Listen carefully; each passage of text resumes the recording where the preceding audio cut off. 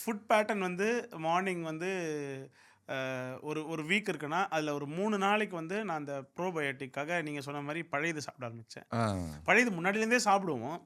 பழைய பட் சாதம். பழைய சாதம். நாங்க ம். பழையதுன்னு ஆ, சொல்றது வந்து ஆ, வழக்கம். ஆ. அது கூட மீன் குழம்போ, இல்ல முன்னாள் வச்ச காரக்குழம்பு, இல்ல நேத்து வச்ச மீன் குழம்பு. சூப்பரா ஆ. இருக்கும். அல்டிமேட்டு. அல்டிமேட். அத விட ஒரு பெஸ்ட்டு ஃபுட்டும் கிடையாது, அடிக்ட்டும் கிடையாது. அது ரொம்ப நல்லாயிருக்கும். ஸோ பழைய சாதமும் அந்த மீன் குழம்பும் இருக்குல்ல, சச் அ பேலன்ஸ்டு மீல். நான் எப்படி சொல்றேன்? ஓகே. ஒண்ணு வந்து ப்ரோபயோட்டிக். அந்த பெருங்குடலுக்கு கிருமி வந்து அது மூலம் வந்துருது. கிருமி வந்துருது.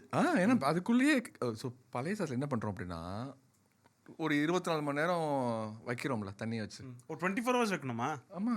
ஓகே. யூசுவலி அவ்வளோ எவ்வளோ 12 ஹவர்ஸ் ஆ 12 ஹவர்ஸ் நைட்டு வச்சுருவோம். நைட் வச்சுருவோம், காலையில பண்ணுவோம். இல்ல. அ சாப்பாடு மதியானமே பண்ணிடுவோம். கரெக்ட்.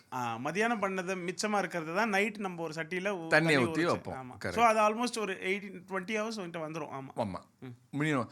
அதுல வந்து கிருமிகள் ஃபார்ம் ஆகும். ம். இதெல்லாம் நல்ல கிருமி. நம்ம அதை சாப்பிட்றதுனால அந்த நல்ல கிருமி பெருங்குடலுக்கு போயிடுது. ஓகே. பெருங்குடல்ல வந்து கெட்ட கிருமியும் இருக்கு.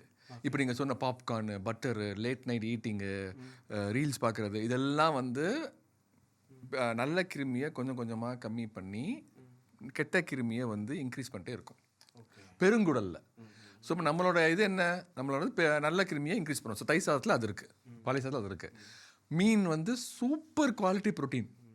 Kilogram per 1 gram per kilogram protein தேவை. ஓ. நீங்கள் எவ்வளவு வெயிட்டு?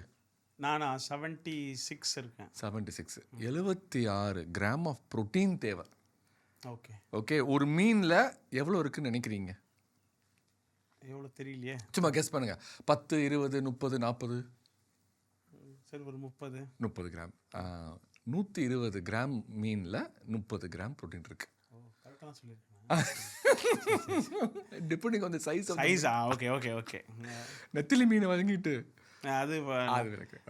ஆனால் அமௌண்ட். ஆனால் இப்போ இந்த இந்த நீங்கள் சொல்கிற இந்த பழைய சோறு வந்து டெய்லியும் வந்து டயபெட்டிக் பேஷண்ட் சாப்பிடலாமா? Super question. ஓகே. இந்த நல்ல கிருமியை நீங்கள் பெருங்குடலில் இன்க்ரீஸ் பண்ண ஹார்மோன்ஸ்லாம் சூப்பராக ஒர்க் பண்ண ஆரம்பிச்சிடும். ஓகே.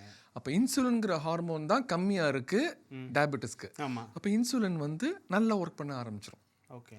ஆனால் அங்கே சாதம் சாப்பிட்றாங்கல்ல, சாதம் சாப்பிட்றப்ப அதை டைஜஸ்ட் பண்ணுறதுக்கு இன்சுலின் தேவை. ஓகே. அவங்களுக்கு இன்சுலின் கொஞ்சம் கம்மியாக இருக்குது.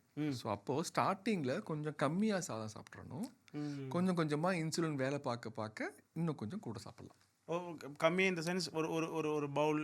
ஒரு பவுல். இது வந்து we call it as a macros அப்படின்னு சொல்லுவோம். okay. மேக்ரோஸ்னா என்னன்னா கார்போஹைட்ரேட், புரோட்டீன், ஃபேட். ஓகே. இந்த மூணும் என்ன ஃபுட்லேயும் இருக்குது. சமோசா எடுத்துக்கங்க, பஜ்ஜி எடுத்துக்கங்க, பரோட்டா, ரைத்தா, சால்னா, பிரியாணி, எல்லாத்துலேயுமே இந்த மூணும் இருக்குது. Carbohydrate, protein and fat.